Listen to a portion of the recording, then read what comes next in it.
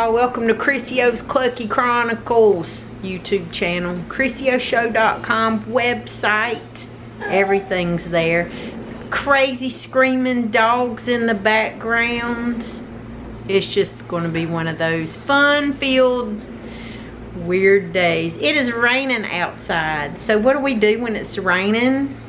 We cook, we can, we clean, we do all kinds of stuff. I got my nephew here with me this week, so thank goodness he works at the same place my other son does, so it makes it pretty easy. Anyway, they carpooling together this week. I digress. I'm just excited to be inside so we can cook. Alright, I'm going to tell you what we're going to do. Somebody asked me if I could make some collards. Like, you sure you want some collards? Yeah, I want some collards. Okay, it's kind of hard to find collards this time during the summertime, but there are farms and places that do grow cabbage collards, which is what I growed up on. We had cabbage collards in our gardens. So I'm not gonna cook collards the way you cook collards. You ain't gonna cook collards the way I cook collards. Glad we got that straight. Everybody has their own way of seasoning and cooking collards, and it's fine. There is no wrong way. Your taste is your taste, our taste is our taste. Here in the South and Eastern North Carolina, honey, we batter it, butter it, fry it. We do it all, you know. We do it all, okay? Anyway, let's work on some cabbage collards. I'm going to show you how I do it step by step. This is my Granny Lorene's old recipe. Bless her heart, rest in peace. She's participating in glory right now. She's been gone about 22 years, and I'm so glad she left me with recipes and a lot of noggin sense up here to pay attention when I was little when she was cooking. So let's do some good old cabbage collards from our local farm and see how it goes. Inside your giant stock pot here, you're going to put that ham hock on the bottom. Now we're going to use a little bit of good old-fashioned bacon grease that I have reserved from making my bacon this morning. We're going to put a little bacon grease in here. So I'm telling you, if you think this is heart healthy, go move on, go do something else, honey, because this is how we do it here. So I've got my reserved bacon grease. I've got my ham hock. I'm going to take my reserved bacon grease and I'm going to pour me probably about a good old tablespoon of bacon grease at the bottom of it. All I'm doing is just making this more flavorful. That's it.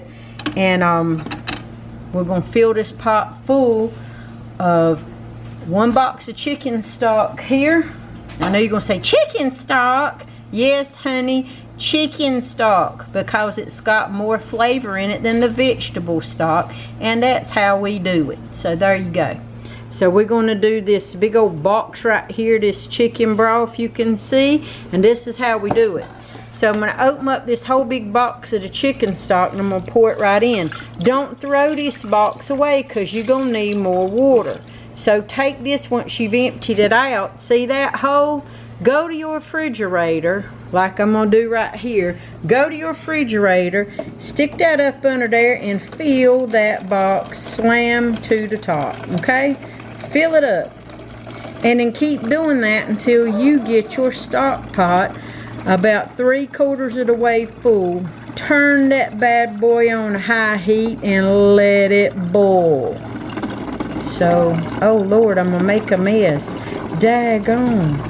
Well, there you go. You see it? Making a mess. Alright, now that you've got your water 3/4 of the way full, I'm gonna turn this thing on high because you got to get it boiling.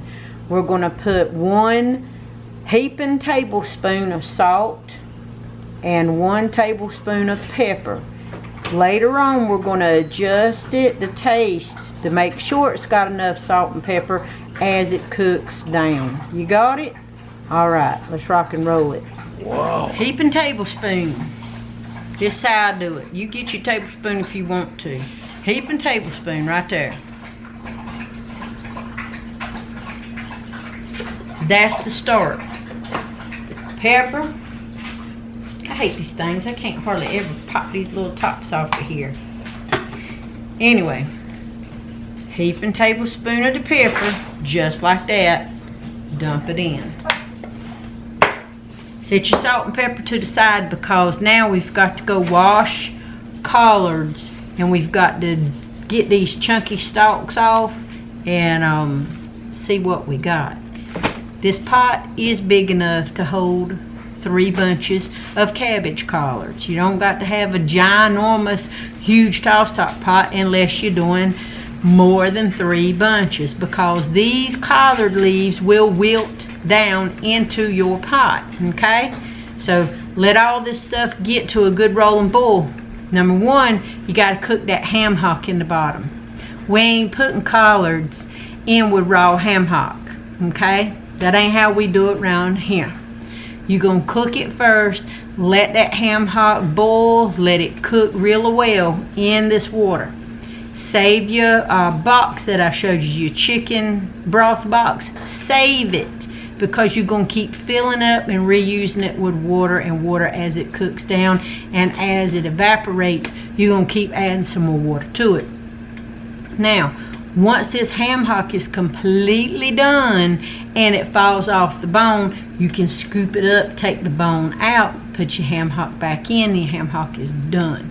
Then, and only then, will we add our washed, clean leaves that we have got the stalks off of it, okay?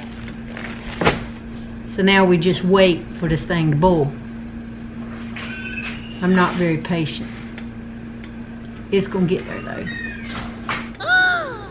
So first things first, it's best if you can get some locally grown collards. Now you can get whatever kind of collards you like.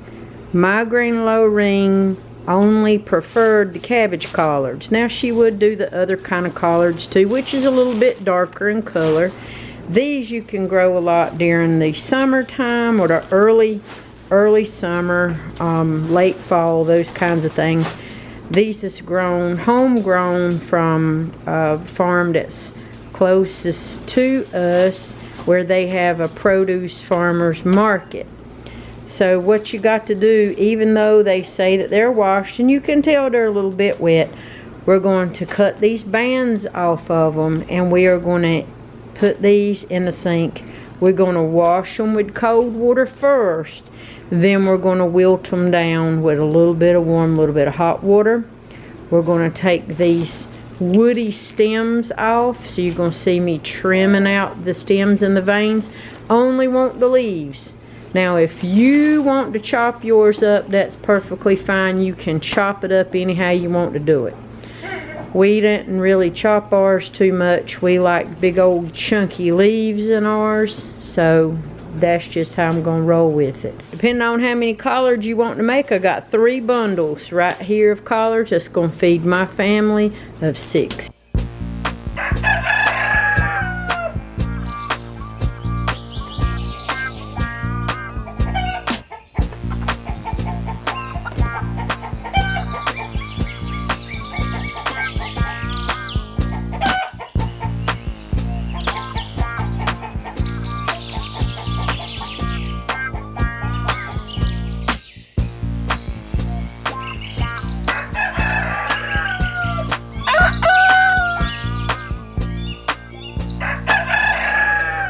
Alright, we have washed every leaf. We have checked them out for bugs. You see some of these bad spots here, some of these bad side of these leaves. I'm going to cut that out. Probably going to give these to this type of leaf to the chickens, which is fine.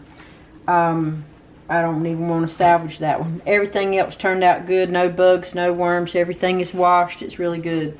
Now remember I told you we're going to do them, we did them in cold water first. Now we're going to wilt them down a little bit. All you're going to do is just turn your hot water on. It's going to make it a little bit easier for me to work with them. You're going to limber them up real nice. All I'm going to do is just run some hot water over them, real gentle like. and just run some hot water on them. And it's just going to relax that leaf because the cold made the leaf stiffen up. Okay? So now this is just going to make it a little bit easier for me to handle when I put the hot water over them.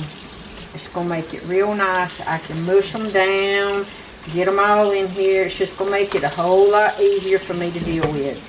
So we're just wilting them down just a little bit. And we'll do this process probably for about a good 5 minutes. And I'm doing one bunch at a time. You don't see me putting all of them in here. So let's just run that hot water over them, get these stems, get these stalks, get these leaves good where I can mash them down in here. And then when I get that done, I'm going to transfer them over to my cutting board, and we're going to start cutting out the stalks and these woody stems in here. And I'll reserve that and save that for my chickens, ducks, and quails to eat. Alright, so the question was the difference in the type of collards that we use. These are cabbage collards. They're different than the regular dark green collards, and they differ in several different ways, okay? So when you look at these cabbage collards, they're like looser, more open leaves. They got more of a ruffled type texture, and it looks like a cross between a cabbage and collards, okay? They're thicker. The leaves here are typically lighter green, so they're just broad, flat, you know, that's just how they are. Now the regular dark green collards that you see in the stores, they're more broader, more flatter, and they're more waxy, and they've got a deep dark green color. Sometimes they're so dark green they might have a little bit of bluish tint in the veins and stuff in there. Now, the reason why we grew up on cabbage collards in Eastern North Carolina, they're easier to grow into sandy soil and the rocky clay dirts that we have. Cabbage collards, they're milder, they're sweeter, they're tender, they're a little bit less fibrous in texture, and it just makes them even better if you want to eat them raw, like put them in some salads or wraps or something. Now regular dark collards, they got a stronger, little bit bitter flavor and tougher, chewier texture, and the stalk and the veins are a little bit thicker than that, and it requires longer cooking times to soften up the darker green cabbages. If you're going to braise them or steam them or boil them, then it does. Cabbage collards takes half the time to cook. So cabbage collards, you're going to find them, they're real versatile, okay? They're used in salads. Like I said before, you can saute them, you can use them in wraps or as wraps, because look at that, isn't that cool? Regular collards, the dark green ones, we cook them for longer periods of time, like Southern style greens, and put them in soups and stews, just to reduce that little bit of bitterness that they have and to soften the leaves. But cabbage collards are more of a hybrid variety. Some people call them like a Georgia cabbage collard because they're just more tenderness and their flavor's a little bit more mild, and they grow more compact shape. Regular collards, green collards, they're more loose, open shape, more hardier. But we grew up eating these because they grow like they grow, and it's you got some pretty good leaves. And if you do it just right, then you don't have as many buggy leaves as you do with the dark collards.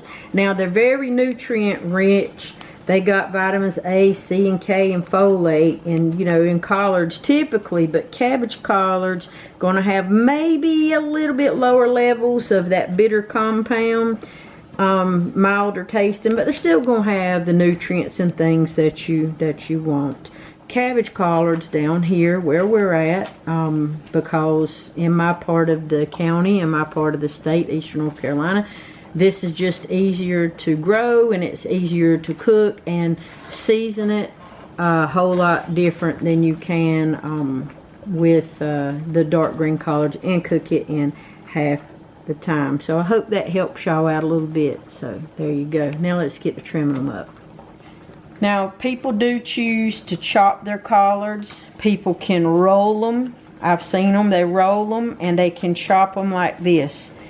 This is not how I was taught to do them. You do them whatever way you want to eat them.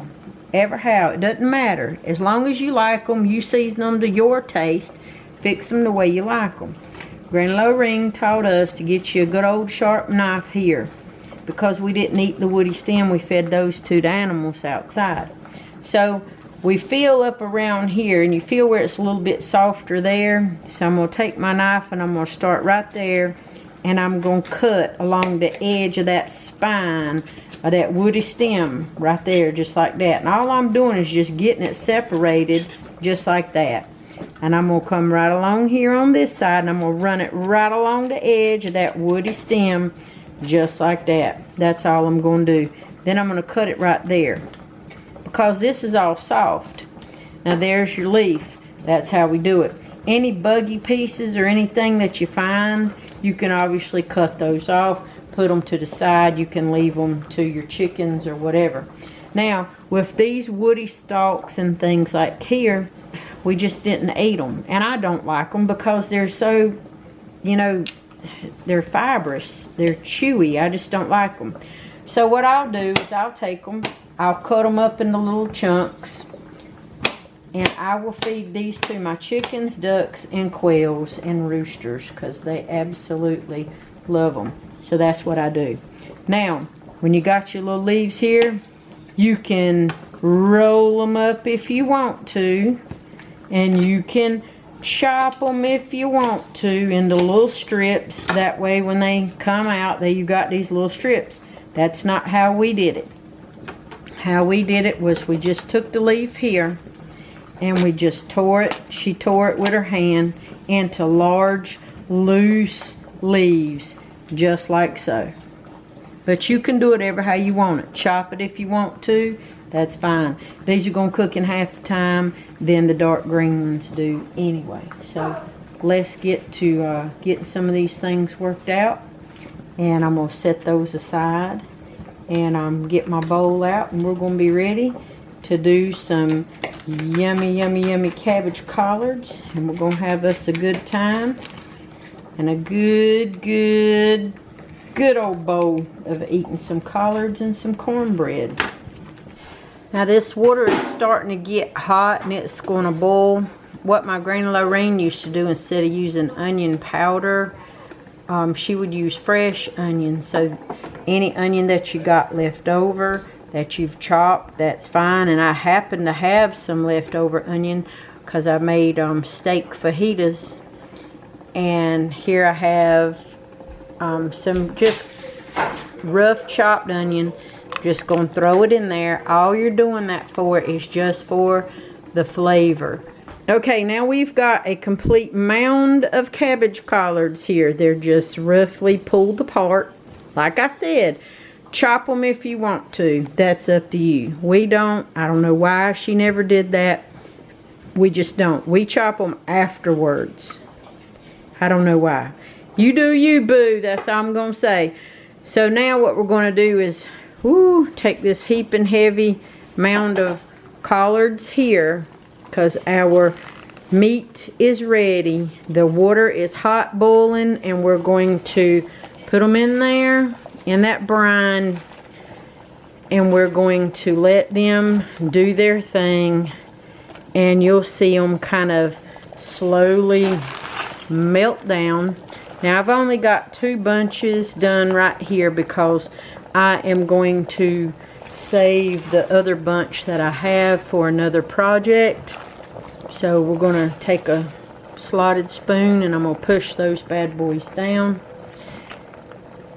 And we're going to work real hard that way to get it all in there, and they'll melt on down. Now you just want to take them and push them down just so they get down into that water. Just let me tell you this one little tidbit. We also use neck bone. Okay, we do cook collards with neck bone. I didn't have any. They didn't have any at the store. I hadn't even taken a little trip down to Nahunta, which I am going to do a Southern Cooktails little history video on that coming up after you guys watch the one about the barns. So I've got one about good old tobacco barns. We'll be doing one on Nahunta coming up real soon. I haven't even visited Nahunta yet, but I will. I'll be taking my camera down there. I'll be showing you guys all about Nahunta, what it's about, the history of Nahunta. You're going to absolutely love it. They have really good neck bones down there. Unfortunately, I didn't have time to go to Nahunta to get any neck bones. That's why we're cooking these collards with ham hocks. But you can cook them with neck bones too, because, you know, seasoning, right? When you're in the South, you're going to season everything with a little bit of meat grease of some kind. Neck bones is good. And I'll explain all that when we do the Nahunta video. Now, it's going to turn all different kinds of colors here. It's going to be from a light cabbagey green to a dark color, and your brine's going to change colors too, because we have the ham hock in there, and all that salt and all that stuff is going to be in there. What you're going to want to do is check. See, you've got some ham coming off there. That's what you want. Get you some of them little ham bits that are going to be falling all apart. That's perfectly fine. Now remember, your ham hock's got to be done before you put all that stuff in there. So there it is. What you're looking for is you're going to boil this, or stew it, or ever how you want to call it. We want to boil this enough to where the leaves are tender. If the leaves are not tender, when you take a bite of it, let it boil for a little bit longer. You don't want it to be boiled to the point where it's mushy. Some people like that. We don't like that. So boil it to your tenderness and your taste. It's like when you're dealing with noodles and pasta. Some people like it a little al dente. Some people like it mushed all up.